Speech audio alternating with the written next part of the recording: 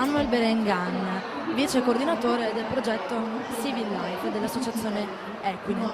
Allora Manuel, questo progetto Civil Life è in collaborazione con il Consiglio della Regione Veneto e si occupa di e-democracy, in particolar modo per quanto riguarda la scuola e i giovani. Abbiamo visto alcune iniziative che fanno parte di questo progetto, ad esempio il video di cartoni animati realizzato dai ragazzi delle scuole elementari, Bla Bla Bla, che ha vinto anche numerosi premi in Italia, il progetto dell'Election Play, un videogioco virtuale in cui viene simulata una campagna elettorale e in cui i ragazzi possono cimentarsi con quelle che sono solitamente delle tematiche ostiche o comunque considerate insieme a tutto il funzionamento della pubblica amministrazione la bestia nera un po' per i giovani.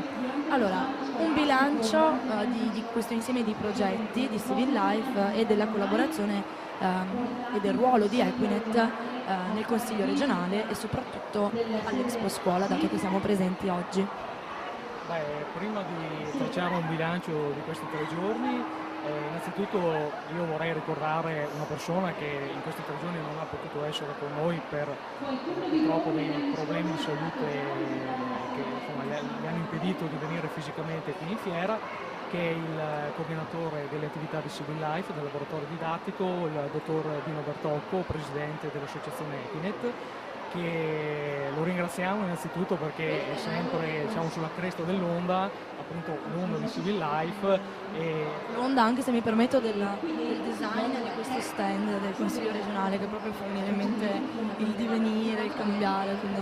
Sì, assolutamente, lo stand è stato progettato tra l'altro dai 2 architetti dell'associazione Frammenti, Michele Sbrissa e Anna Agostini.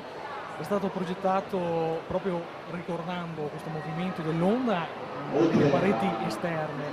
A livello interno invece si riprende il concetto dell'agora, della partecipazione. Infatti Civil Life, come giustamente detto prima, promuove la partecipazione attiva dei giovani, degli studenti, in quella che è la vita pubblica delle istituzioni, in particolar modo dell'istituzione Consiglio regionale. Diciamo che il progetto è sicuramente trova una maggiore valenza nel momento in cui il ministro della pubblica istruzione Gelmini ha praticamente promosso di nuovo il tema dell'educazione civica all'interno degli istituti scolastici nazionali. Quindi sicuramente qui direi che partiamo avvantaggiati in questo modo. Quello che abbiamo potuto vedere in questi 3 giorni di attività è una partecipazione di ragazzi di scuole che si sono interessati al movimento di Civil Life, quindi si sono interessati a quelle che sono proprio le attività pubbliche del Consiglio regionale. Abbiamo avuto il piacere di avere ospiti diverse personalità politiche, l'onorevole Braghetto, il consigliere Cosino, il presidente Finozzi.